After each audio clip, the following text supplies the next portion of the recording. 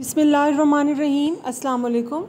हज़रत सैयदना अबू हुरैरा रज़ी अल्लाह अन्हु से मरवी है, सरकार दो आलम सल्लल्लाहु अलैहि वसल्लम ने इरशाद फरमाया, बेशक अल्लाह पाक अपने बंदों में से उन्हें ज़्यादा पसंद फरमाता है जो मुखलिस, परहेज़गार और गुमनाम होते हैं, जिनके चेहरे गर्द आलूद भूख की वजह से पेट कमर से मिले हुए और बाल बिखरे हुए हों।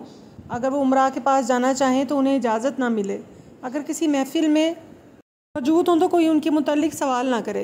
अगर मौजूद हों तो कोई उन्हें अहमियत ना दे। और अगर वो किसी से मुलाकात करें तो लोग उनकी मुलाकात से खुश ना हों।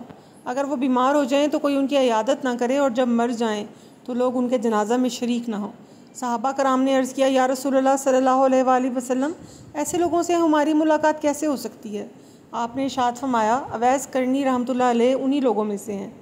सहाबा कराम ने अर्ज़ किया, या रसूलल्लाह सल्लल्लाहु अलैहि वसल्लम, अवैस करनी कौन है? आपने इरशाद फरमाया, उसका कद दरमियाना, सीना चौड़ा, रंग शदीद गंदुमी, दाढ़ी सीने तक फैली हुई, उसकी निगाहें झुकी झुकी, अपने सीधे हाथ को उल्टे हाथ पर रख कर कुरान पाक की तिलावत करता है, ज़ारो कतार रोने वाला है, उसके पास दो चादरें हैं, एक बिछाने के लिए और एक ओढ़ने के लिए। दुनिया वालों में गुमनाम है लेकिन आसमानों में उसका खूब चर्चा है। अगर वो किसी बात पर अल्लाह पाक की कसम खा ले तो अल्लाह पाक ज़रूर उसकी कसम को पूरा फरमाएगा। उसके सीधे कंधे के नीचे सफ़ेद निशान है। कल बरोज़ क़यामत नेक लोगों से कहा जाएगा, तुम लोग जन्नत में दाखिल हो जाओ, लेकिन अवैस करनी रहमतुल्लाह अलैह से कहा जाएगा, तू ठहर जा और लोगों की सिफारिश कर। चुनांचे वो कबीला रबिया और मुज़र के इलाकों की लोगों की तादाद की के बराबर गुनाहगारों की सिफारिश करेगा। आशिक रसूल सल्लल्लाहु अलैहि वसल्लम हज़रत अवैस करनी को खैरुत ताबीईन का लक़ब हज़ूर अकरम की ज़ुबान मुबारक से अता हुआ। आप बैतुल मुक़द्दस में पैदा हुए और बाद में यमन में सकवनत अख्तियार की। आपके वालिद मोहतरम आपकी अवाइल उम्र ही में वफ़ात पा गए थे। बहालत यतीमी आपकी वालदा ने आपकी परवरिश और देखभाल में कोई कसर ना उठा रखी। जब हज़रत अवैस करनी ने होश संभाला तो अपनी वालदा को बीमार और नाबीना पाया। लिहाजा उसी वक्त से आपने अपनी वालदा की खिदमत और अताअत को अपना फ़रीज़ा बना लिया और उसमें किसी किस्म की कोताही ना की। वालदा की फरमाबरदारी और ख़िदमत की बिना पर ही आपको बारगाह इलाही और बारगाह नबवी में मकबूलियत मिली।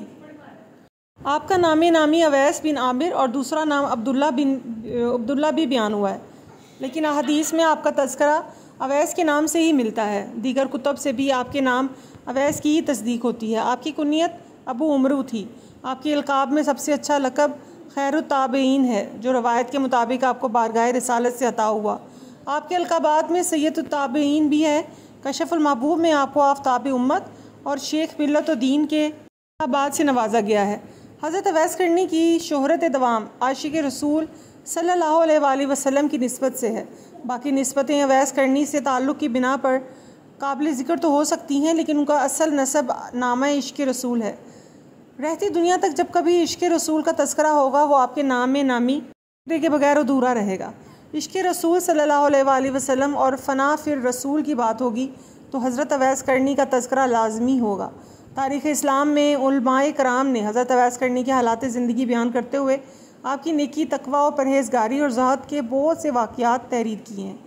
हज़रत अवैस करनी का अपनी माँ की खिदमत, उनकी अताअत व मोहब्बत में फ़रीक़ता रहना और ख़ुसूसन माँ की मोहब्बत में मशगूल रहना काबिल रश्क है। इसीलिए बेमाया इश्क और मोहब्बत मादिर और उनकी खिदमत में मुस्तरक रहने के आपको आशिक फ़ना से आशिक बका बना दिया।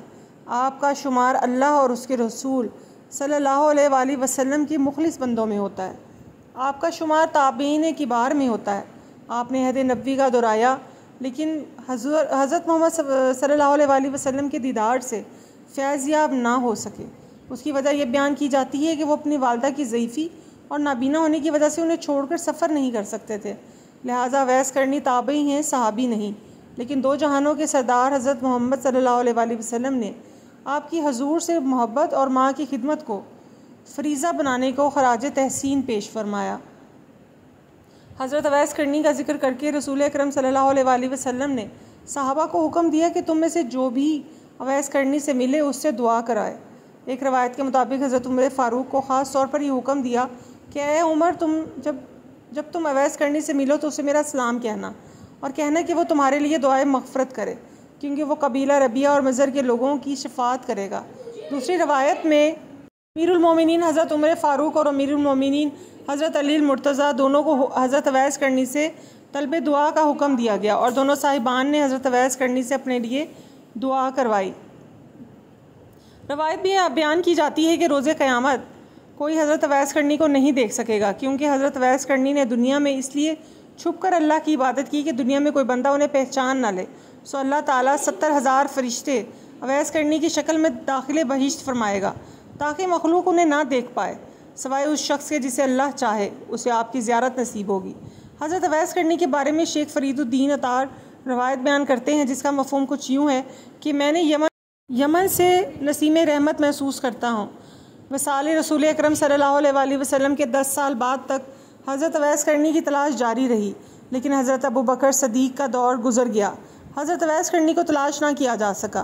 حضرت عمر فاروق رضی اللہ عنہ نے حضرت بلال بن ریاح کو حضرت اویس کرنی کی تلاش کا حکم دیا۔